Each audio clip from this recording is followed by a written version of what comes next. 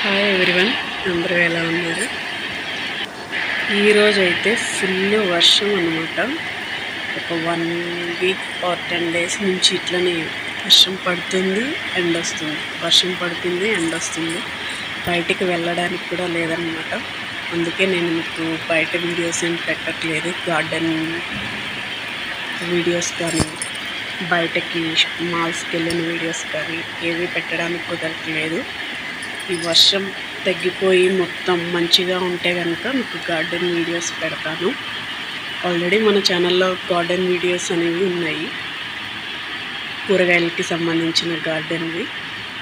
ఒకసారి వాటిని చూడండి. నేను పోస్ట్ చేసిన వీడియోస్లో ఏంటంటే నా వాయిస్ ఓవర్ లేదనమాట.